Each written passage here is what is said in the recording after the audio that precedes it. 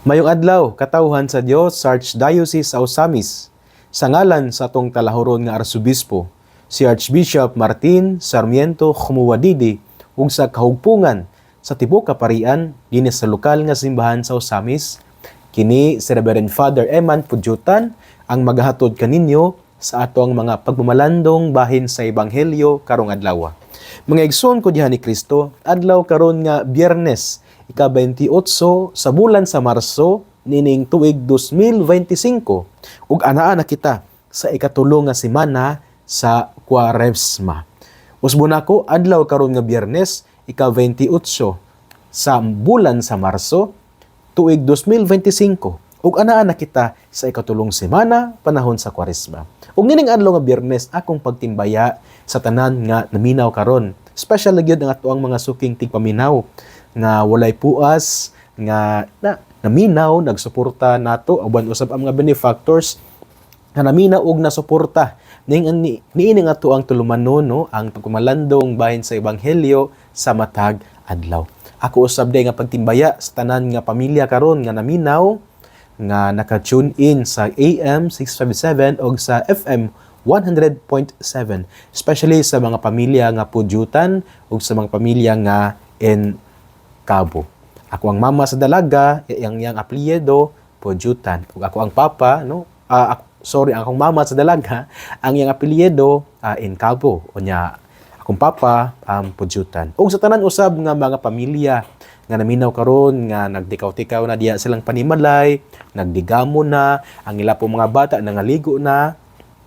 So kana mayong adlaw kaninyong tanan, no. Ako usab day nga pagtimbaya sa tanan nato nga mga trabahante, especially ang mga nanarbaho isip mga street sweepers, no, sa tanan nato nga mga nga nagmaintain sa kalimpyo sa tuang dakbayan, no. Saludo ako kaninyo tungod kay dili gyapon sayon ni ang ilaang trabaho. Lisod kayo init, abog, unya ang buga pod sa mga sakinan usahay, no.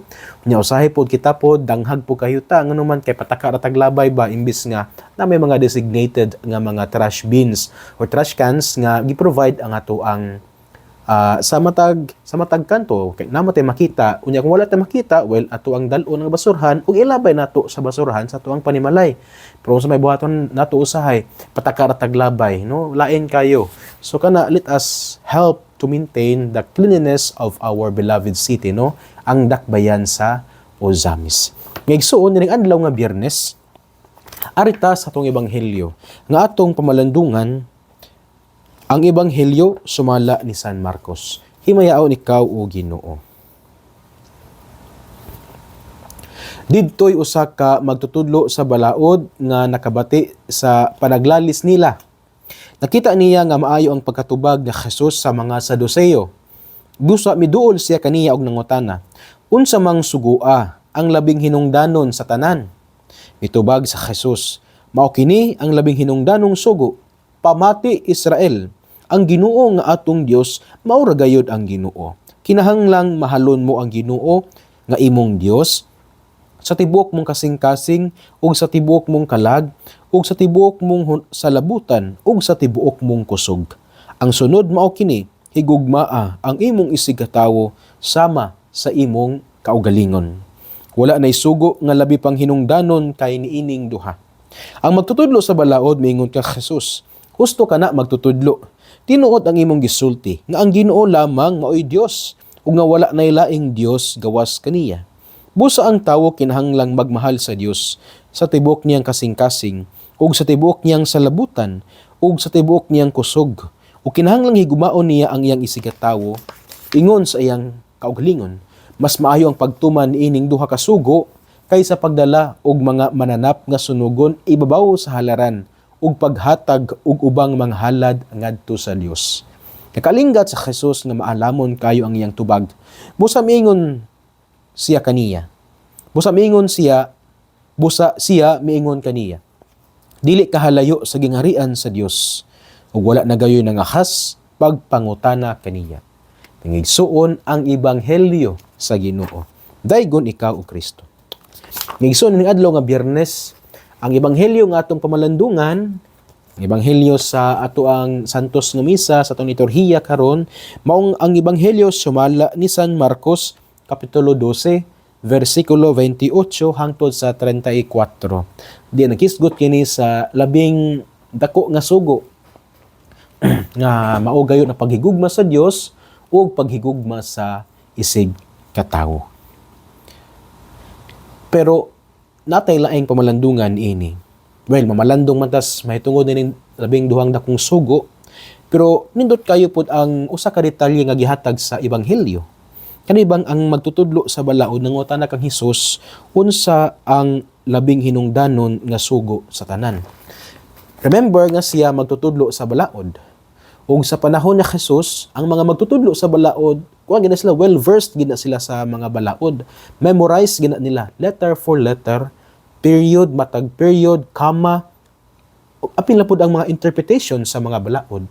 Na 600 from the 10 Commandments, nagihatag sa Ginoo, ngadto kang Moises dito sa bukid sa Sinai, ila man ang gi-interpret, i-divide, hangtod nga nahimong more than 600 laws, mga balaod.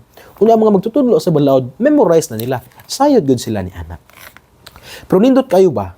Nganuman kay, taliwala bitaw sa makaingon ta nga ka-expert sa maong magtutudlo sa balaod. Sa taas kayo nga nakabot niya sa kinabuhi kay sa panahon ni Jesus kung magtutudlo ka sa balaod, kuan man ka, taas ang imo ang posisyon sa katilingban, gani daghang ang mga tawo nga mo respeto gayud nimo, mutahod nimo kay magtutudlo man ka sa balaod.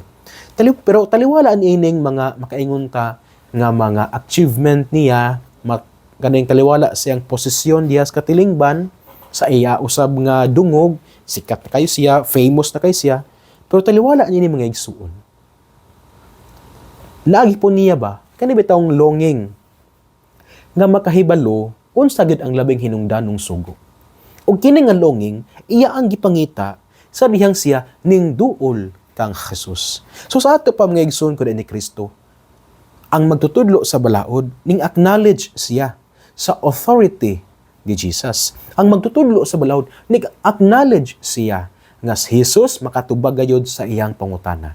Kay prior biya ni ining ebanghelyo nato karon nga gikutlo sumala sa ebanghelyo ni San Marcos kapitulo 12 versikulo 28 hangtod sa 34, kung muatras ta gamay, daghan ba pod ang mga gipang debate ni Jesus. For example, ang mga Saduceo, nakiglantugi sila kang Jesus kung naa ba gid matawag nga life after death. Tungod kay alang sa mga Saduceo, wala naman, dili man sila mutuo og afterlife or life after death. Pero gitubag sila ni Jesus. Nya, before pa pud ana, daghan pa pud kaayo nga mga pangutan ang mga tawo nga ilang gilabay kang Jesus ug gitubag ni Jesus. So ang matutudlo sa balaod, iya ang gi-acknowledge, iya ang gi-recognize ang authority ni Jesus. Bisag siya sikat na kaayo, bisag siya grabe ang iyang kahibalo kay magtutudlo sa balaod, well-versed siya sa law, sa apil na sa mga interpretation, memorize niya, pero ning duol siya kang Jesus aron matubag ang unsa magyud ang labing hinungdanong sugo. Nindot kini mga igsoon nga panig-ingnan alang sa tua. Nga dili gid ta angay gid mo salig sa ato ang kaugalingong kaalam. Nga dili gid ta angay mo salig sa atong kaugalingong kusog. Nga dili gid ta angay nga mo salig sa atong kaugalingong kahibalo. Well, maayo man eh. Kay kita, we are gifted by God with intelligence, with strength, with wisdom. Kay palangga man tas Ginoo. Pero usahay sa kinabuhi, ang tendency is that dili ra tataman. We rely on our own intelligence. We rely on our own strength. We rely on our own wisdom, forgetting that these things come from God. Malimot ba ta nga kini diagikan sa Ginoo? Mo-focus ta sa unsay ang naa nato na malimot ta tagduol sa Ginoo. Remember, ang magtutudlo sa balaod ning duol kang Hesus. Well, makaingon ta nga magtutudlo man siya sa balaod. So, sayog gid siya tanan. Pero nga naman nga gipaklaro sa ebanghelista nga si San Marcos nga miduol siya kang Hesus. To give emphasis nga kita dili ta angay mosalig sa unsay naa nato. Kay kining tanan gikan raman gini siya sa Dios. Kay kung the ones nga mo rely ta sa atong own strength, own wisdom, own understanding, own intelligence, that is the moment or the beginning of our downfall. Dira magsugod nga magpalya-palya na ang atong kinabuhi. Dira na po magsugod ang ato ang mga pag-antos nga hilabihan kayo. Kung kita mo palayo tas Ginoo, kung kita dili ta mangayos tabang sa Ginoo, kung kita musalig lang sa tuang kaugalingong mga gasa. Kay kining tanan nga mga gasa gikan sa Dios. Gani kini nga atong kinabuhi gikan man gid siya sa Dios. So kana mga igsoon unang punto. Di unta ta ma-overcome sa tuang mga gasa. Dili unta ta ma-overcome sa tuang ka-bright. Dili unta ta ma-overcome sa tuang kasikat dias katilingban. Dili unta ta ma-overcome sa atuang pagka maalamon dias katilingban nga ang tanang tawo mo duol nato mangayog tambag kay maayo kita magtatambag. Yes. Gasa ni. Pero dili unta ta ma-overcome niini. Kay kining tanan kawang lamang kung kita malimot na og duol sa Dios. Ikaduhang punto mga igsoon ko ni Kristo. Nindot kayo kadibitong labing mahinungdanong sugo, no? Love God and love your neighbor. Dili ba ni siya pwedeng natong bulagon. Ipaklaro ni Jesus, although ingon ni Jesus nga ang labing hinungdanon mao gid paghigugma sa Dios. Pero apil na po ni ana ang paghigugma sa isig ka tawo. So sa ato pa ang pagtubag ni Jesus wala niya gibulag. Wala niya gingon nga kanira siya ang pinakahinungdanon love your neighbor, period, wala. Gisumpayan ni Jesus og love wala nang ingon si Jesus nga ang pinaka-importante mao gid nga higugmaon nato ang Dios, period. Pero gisumpayan sa Jesus, di ba? Higugmaon ang Dios ug higugmaon ang isig ka tawo, di ba? So ato pa di ay dili nato ni siya pwedeng bulagon. Dili nato pwede nga tama na tas paghigugma sa Dios. Nya wala na tay paghigugma sa isa isig ka tawo. Ingon ba diha sa unang sulat ni San Juan kapitulo 4 versikulo 20 usbon ako. Ingon diha sa unang sulat ni San Juan kapitulo 4 versikulo 20 unsa gingon? Kinsa kadtong mo claim or mo ingon nga sila nahigugma sa Dios apan wala nahigugma silang isig ka tawo, bakakon. Tungod kay siya nga wala nahigugma sa iyang isig ka tawo nga iyang nakita, unya mo ingon nga nahigugma noon siya sa Dios nga wala niya nakita, bakakon. Usbon ako, unsa giingon sa unang sulat ni San Juan kapitulo 4 versikulo 20? Sila nga moingon nga nahigugma sila sa Dios apan wala nahigugma sa lang isig ka tawo, bakakon. So sakto pa day mga igsuon. Kung atong bulagon kining duha ka labing mahinungdanong sugo, bakakon day ta. Kung kita tama na tas paghigugma sa Dios, unya wala ta paghigugma sa atong isig ka tawo, bakakon ta. Unya kung kita pod tama ra pod ta sa paghigugma sa isig ka tawo, unya wala tay paghigugma sa Dios, dili pod siya mao. Tungod kay ang gitubag ni Jesus sa ebanghelyo, dungan man siya. Sila mang yung duha, wala man gibulag ni Jesus. Kita usahay ato mang bulagon, for example, musimba ta, ining sulod nato sa simbahan, pagpakita nga kita nahigugma sa Dios, buutan kayo ta. Anghel kitag dagway. Unya kusugit ta mo ano bang mo participate sa kanta. Pero inigawas na gani sa portahan sa simbahan, inigawas na nato sa ganghaan sa simbahan, lahi na ta nga tawo. Daw murag atong gibilin ang atong pagtuo sa mga lingkuranan sa simbahan. Ug moingon ta, balikan lang kanako ini ka Domingo. Kana bang ini ka Domingo musimba ta, pero from Monday to Saturday kusog kayo ta manglibak. Kusog kayo ta mangaway, kusog kayo ta manghimantay. Dili ta mo participate sa mga kalihukan dias kapilya sa katilingban. Di ba? Ini ka Sunday, musimba ta. First Mass kita musimba, pero Monday to Saturday, lahi ta nga tawo. Mo daw murag dili ta anak sa Dios. Ang tawag ni anak, matud sa unang sulat ni San Juan, kapitulo 4, versikulo 20, bakakon. So ang hagit mga igsuon, dili na to siya pwedeng bulagon. Nahigugma ta sa Dios, o nahigugma pud ta sa ato ang isig katawo.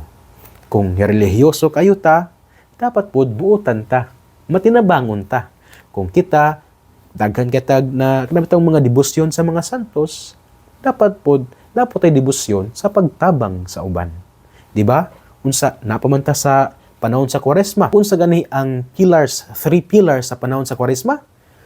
Pag-ampo, pagpuasa, ug pagtabang sa mga nanginahanglan nato nga mga igsuon.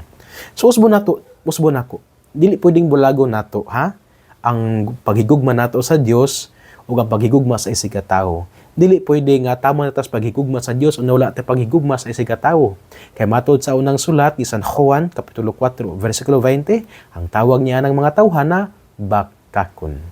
Ngigsuon duha ka punto ang akong ipaambit karon. Una, sama sa magtutudlo sa balaod nga taas ang iyang kahibalo, taas ang iyang nakabot sa katilingban, sikat kayo siya, pero mingduol siya kang Hesus. Nagpakita ug nagpahinumdum kanato nga dili ta ma-overcome sa tuang kakuyaw, dili ta ma-overcome sa tuang kasikat, dili ta ma-overcome sa tuang kabright, nga daw murag malimot na tagduol sa Dios. Duol ta kaniya, kikining tanan gasa lamang gikan sa Dios. Ikaduha, dili na to pwedeng bulakon ang paghigugma sa Dios o paghigugma sa isig ka tawo.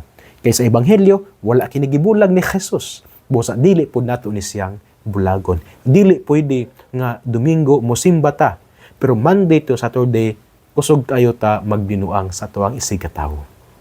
Ngigsuon, dinhin nila kukutob sa akong pagmalandong. Dili na to kalimtan nga ang pulong sa Dios angay ginatong paminawon, pamalandungan ug paningkamutan nga puy-an bias atong kinabuhi kay bulahan kayo ang tawo nga naningkamot nga magpuyo sa mga pulong na Jesus. Sama siya sa usa ka kahoy nga gitanom daplin sa sapa kansang dahon dili gid malaya. Unya tiempo sa timbunga siya mohatag og maayong bunga. Igsuon ug man usab. Ngayon ko din ni Kristo uban sa pangiliya sa tong mahal nga inahan.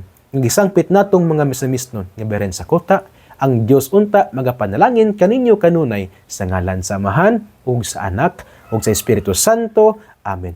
Mayong adlaw, mag-amping ug kay Dios li siempre bendiga.